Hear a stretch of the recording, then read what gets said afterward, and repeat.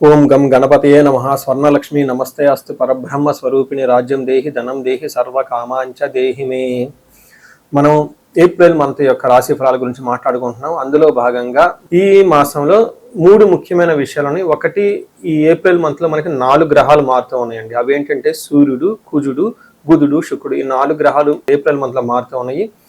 Next ముఖ్యమైన విషయం ఏంటంటే, ఈ యొక్క ఏప్రిల్ మంత్ ఏదైతే ఉందో ఇందులో ఫస్ట్ 15 డేస్ చైత్ర మాసము, తర్వాత 15 డేస్ వైశాఖ మాసంతో కూడుకొని ఉంది. ఇందులో ఒక విశేషం ఇంకొకటి ఏమంటే, మనకి 19వ తారీఖున మనకి వైశాఖ మాసము శుద్ధ తృతీయ రోజున మనకి 19వ తారీఖున అక్షయ తృతీయ పండగ ఆ రోజు మనకు జరుగుతూ ఉందండి. ఇది చాలా ముఖ్యమైనది.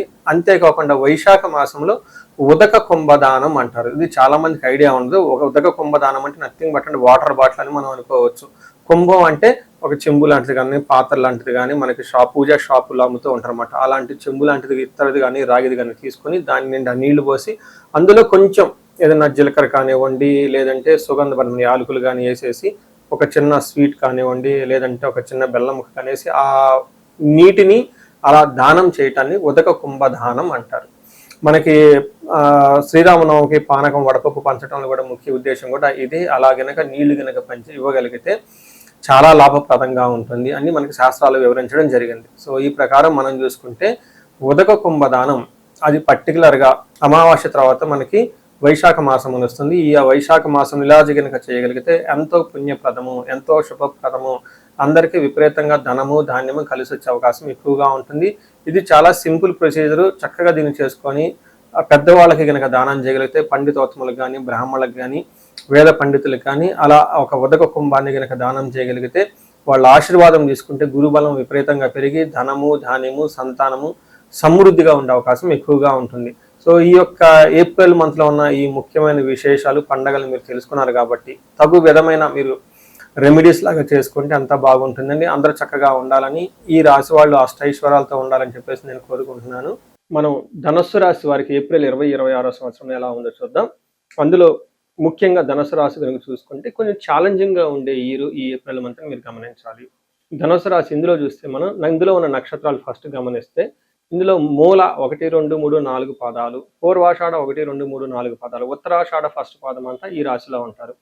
పేరు బలాన్ని బట్టి చూస్తే వీళ్ళకి ఏ, యో, భా, భీ, భూ, ధా, భే అన్న లెటర్స్ ఇందులో ఉంటూ ఉంటాయి.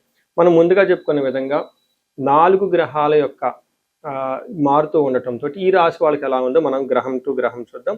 మనకి వార్తల్లోని ముఖ్యాంశాలలాగా మనకి ఏం చెప్తారంటే, లఘు గోచారం సూక్ష్మ గోచారం అన్న కాన్సెప్ట్ ప్రకారం చూస్తే వీళ్ళకి ఎలా ఉంటుంది.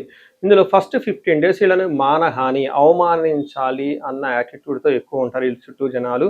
అయితే తర్వాత ఏమవుతుందంటే రిపప్రియం, శత్రుబాధ ఉంటుంది. కానీ వాళ్ళతో కనుక కూర్చొని మాట్లాడుకుంటే మీకల్లే అవకాశం వచ్చే అవకాశం, మీకల్లే అనుకూలంగా ఉండే అవకాశం చాలా ఎక్కువగా ఉంటుంది.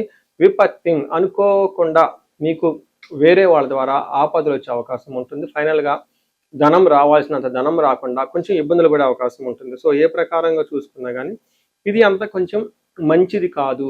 ఈ మాసం కొంచెం జాగ్రత్తగా ఉండవలసింది గ్రహస్థితి పెట్టి అని మనం గమనించుకోవాలి. ఇందులో మనకి ఫస్ట్ సూర్యుడిని బట్టి చూస్తే ఎలా ఉంటుందంటే, సూర్యుడు 5వ స్థానంలో ఉండటం ఇదంత మంచిది కాదు అని చెప్తారు. ఏమంటే దేహలాస్యం, మనస్తాపం, సుహృద్వేషం, ధనం, బుద్ధి చాంచల్యం ఆప్నోతి, పంచమే రవి సంయుతే అని చెప్తారు. 5వ స్థానంలో కనుక రవి ఉంటే ఏమవుతుందంటే సోమరితనం, అంటే లేజీగా ఉండటం అవకాశం ఎక్కువగా ఉంటుంది. హృదయంలో ఏదో కంటకంగా ఉండటం, స్నేహితుల వల్ల ఇబ్బంది, ధనధాన్యం కోల్పోవటం, బుద్ధి బలం కోల్పోయే అవకాశం ఎక్కువగా ఉంటుంది.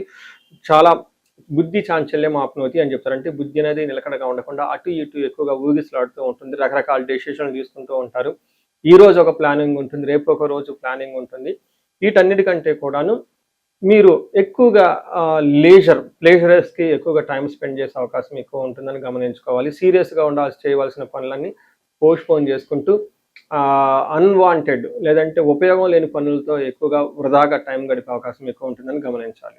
అయితే కుజుడు వీళ్ళకి 4వ స్థానంలో ఉండటంతో ధన ప్రవాహం అయితే చాలా బాగుంటుంది. కానీ కుజుడు 4వ స్థానంలో ఉండటంతో ఇంటికి సంబంధించిన వ్యవహారాల్లో, సంతానానికి సంబంధించిన వ్యవహారాల్లో, లేదా బంధువులకు సంబంధించిన వ్యవహారాల్లో, లేదా తల్లికి సంబంధించిన వ్యవహారాల్లో కొంచెం ఇబ్బందులు పడే అవకాశం ఉందని గమనించాలి. మనకేం చెప్తారంటే బంధువైరం ధనక్షయం, అంటే ధనాన్ని కోల్పోయే అవకాశం ఎక్కువగా ఉంటుంది, బంధువులతో గొడవలు పెట్టుకునే అవకాశం లేదా మనస్పర్ధలు వచ్చే అవకాశం ఉంటుందని గమనించాలి. అయితే ధన ప్రవాహానికి ఎట్లాంటి ప్రాబ్లం అయితే ఉండదు. వీటన్నిటికంటే కూడా ముఖ్యంగా మీకు శుక్రుడు 6వ స్థానంలో ఉన్నారు. 6వ స్థానంలో కనుక శుక్రుడు ఉంటే ఇది అగైన్ అంత అనుకూలమైన టైం కాదు అని గమనించాలి. ఈ టైంలో ఏమవుతుంది, విరోధ శత్రు పీడానం జ్ఞాతీనాంచ విరోధద ఆయాసో ధారా పుత్రైద్వేషై షష్టమే భృగునందనే అని చెప్తారు. అంటే 6వ స్థానంలో శుక్రుడు గనక ఉంటే విపరీతమైన తలపోట్లు వచ్చే అవకాశం ఉంటుంది. విరోధ, కావాలని శత్రువులతో గొడవ పెట్టుకునే అవకాశం ఎక్కువగా ఉంటుంది, బంధువులతో గొడవ ఉంటుంది, కుటుంబంలో గొడవలు ఉంటాయి. అంతేకాకుండా పిల్లలతోటి భార్యపుత్రులతో కూడా కొంచెం వివాదాలకు వచ్చే అవకాశం ఎక్కువ ఉంటుందని గమనించాలి. అంటే ఏ ప్రకారంగా చూసుకున్నా కానీ ఈ యొక్క ధనుసు రాశి వాళ్ళకి కొంచెం కేర్ఫుల్గా ఉండవలసిన మాసం అని మీరు గమనించాలి. మనం నక్షత్రం బట్టి చూసుకుంటే ఇందులో 3 నక్షత్రాలు ఉంటాయి, మూల, పూర్వాషాఢ, ఉత్తరాషాఢ. అందులో నక్షత్రం ప్రకారం మన మహర్షులు అంగగోచారం అన్న ఒక కాన్సెప్ట్ని ఇచ్చారు. దాన్ని బట్టి చూసుకుంటే ఇందులో సూర్యుని వల్ల జయము, ధన ప్రాప్తి, జయము కలిగే అవకాశం ఉంటుంది. అంటే ఏ ప్రకారంగా సూర్యుడికి బాగా అనుకూలంగా ఉండటంతో జయం వస్తుంది, ధన ప్రాప్తి వస్తుంది. వీటితో పాటు జయము, బంధించబడినట్లు ఉండే అవకాశం ఎక్కువగా ఉంటుంది. హెల్త్ కాంప్లికేషన్స్ కొంచెం జాగ్రత్తగా చూసుకోవాలి. అదేవిధంగా పూర్వాషాఢ నక్షత్రం వాళ్ళకి జయప్రదం ఉంటుంది, ధన ప్రవాహం బాగుంటుంది. వీళ్ళకి బంధించబడినట్లుండే పరిస్థితి ఉంటుంది. దీనితో పాటు కలహము, గొడవలు వచ్చే అవకాశం ఉంటుంది. ఇక్కడ బంధనము అంటే ఏమని అర్థం చేసుకోవాలంటే ఒక కన్ఫ్యూజ్ అయిన పరిస్థితిలో ఉండే అవకాశం ఉంటుంది. ఎలా వెళ్తే బాగుంటుంది ఫ్యూచర్లోకి, లేదా ఇంపార్టెంట్ అండ్ డెసిషన్ తీసుకోవడం చాలా ఇంపార్టెంట్. పర్టికులర్గా కొంతమంది యూఎస్లో ఉంటారు, ఇండియాకి రావటం బెస్టా, లేదంటే ఇండియా నుంచి యూఎస్ వెళ్ళటం బెస్టా, కొంతమందికి జాబులు సరిగా రావటం లేదు. ఈ టైంలో చాలామంది రీసెంట్గా నాకు లాస్ట్ 1 మంత్ నుంచి ఈ టైప్ కాల్స్ ఎక్కువ వస్తూ ఉన్నాయి. ఏంటి ఇండియాలో ఉండాలా లేదంటే యూఎస్లో ఉండాలా, ఆల్రెడీ యూఎస్ వెళ్ళిపోవాలి, ఎక్కడుంటే గ్రోత్ బాగుంటుంది, జాబ్ చేసుకోవచ్చా లేదంటే బిజినెస్ చేస్తే బాగుంటుందా, ఇలా డైలమాకి గురే అవకాశం ఎక్కువగా ఉంటుంది. ఈ టైంలో కనుక ఒకసారి మీ యొక్క సబ్జెక్ట్ మ్యాటర్స్ ఎక్స్పర్ట్స్ని లేదా ఆస్ట్రాలజర్ని కనుక కలిసి వాళ్ళ దగ్గర మీరు చక్కగా మీ జాతక చక్రం చూపించుకొని మీ యొక్క హారోస్కోప్ ప్రకారం ఎక్కడైతే మీరు కంఫర్టబుల్గా ఉంటారో అని తెలుసుకొని అలా డెసిషన్ తీసుకుంటే చాలా బాగుంటుంది. ఇంతేకాకుండా ఈ రాశి వాళ్ళకి పూర్వాషాఢ, ఉత్తరాషాఢ నక్షత్రం వాళ్ళకి రాంగ్ డెసిషన్ తీసుకునే అవకాశం ఉంది. అంటే మనీ ట్రాన్సాక్షన్ చేసేటప్పుడు, కమ్యూనికేషన్ చేసేటప్పుడు, లేదంటే పబ్లిక్గా ఏదైనా మీటింగ్లో ఇంటరాక్షన్ అయ్యేటప్పుడు మీకు పొరపాటున లేదంటే బై మిస్టేక్ అంటారు కదండి, అలా ఒక మిస్టేక్, ఒక రాంగ్ డెసిషన్ తీసుకొని తద్వారా లేటర్ ఇబ్బంది పడే అవకాశం ఉంటుంది. సో ఇవన్నీ గమనించుకొని మీరు చాలా చక్కగా ఉండాలని చెప్పేసి కోరుకుంటున్నాను. అంటే ఈ మాసంలో మీరు ఏదైనా కనుక పరిహారాలు చేసుకుంటే నవగ్రహాల చుట్టూ తిరగటం చాలా ఇంపార్టెంట్. తర్వాత వీళ్ళకి అర్ధాష్టమ శని యొక్క ప్రభావంతో ఉండటంతో బంధువులతోటి లేదంటే భార్యతోటి ఇంటికి సంబంధించిన వ్యవహారాల్లో చాలా అటెన్షన్ పే చేయడం చాలా ముఖ్యమని గమనించుకోవాలి. అయితే ఈ రాశితో పాటు ఇంకా ఈ ఇంటిలో గనక సింహరాశి ఉన్నా, కుంభరాశి ఉన్నా, మీనరాశి ఉన్నా, మేషరాశి ఉన్నా కానీ ఒక్కసారి ఇంటికి మొత్తం జాతకం చక్రం చూపించుకోవడం చాలా ఇంపార్టెంట్. ఈ రాశి వాళ్ళతో పాటు ఇందాక చెప్పిన రాసుకున్న రాశులు వాళ్ళు ఉంటే ఇంట్లో ఇంకొంచెం ప్రాబ్లమ్స్ అధికమయ్యే అవకాశం ఎక్కువ ఉందని గమనించాలి. సో ఈ రాశి వాళ్ళకి ఎలాంటి ప్రాబ్లమ్స్ వచ్చినా ఖచ్చితంగా సొల్యూషన్స్ ఉన్నాయి, పరిహారాలు ఉన్నాయి. అవి చేసుకుంటూ ఉంటే లైఫ్ 10 ముందుకెళ్ళే అవకాశం ఉంటుంది.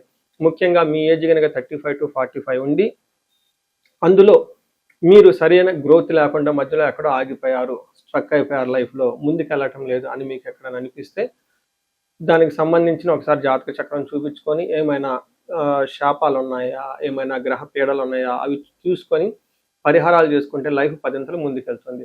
ముఖ్యంగా ధనానికి ఎవరైనా ఇబ్బంది పడుతుంటే అష్టలక్ష్మి పూజ చేయించుకోవటం లేదా స్వర్ణలక్ష్మి విశేష హోమం చేయించుకోవటం, దీనితో పాటు కుబేర పాశుపత అభిషేకం చేయించుకుండటం చాలా మంచిది. బంధువులతోటి ఇంకా ఎవరైనా కనుక భార్యాభర్తల మధ్య సరైన అవగాహన లేక గొడవలు పడుతూ ఉంటే వాళ్ళకి అఘోర గౌరి పాశుపత అభిషేకము లేదా కన్యా పాశుపత అభిషేకం చేయించుకోవటం, అన్యోన్య దాంపత్య పాశుపత అభిషేకం చేయించుకోవటం, శుక్రగ్రహానికి శాంతులు చేయించుకోవటం చేసుకుంటూ ఉండాలి. ఇంకా ఎవరికైనా హెల్త్ కనుక బాగోలేకపోతే అమృత మృత్యుంజయ పాశుపత అభిషేకము, హోమం ఇవి చేసుకుంటూ ఉంటే చక్కగా ఉంటారు.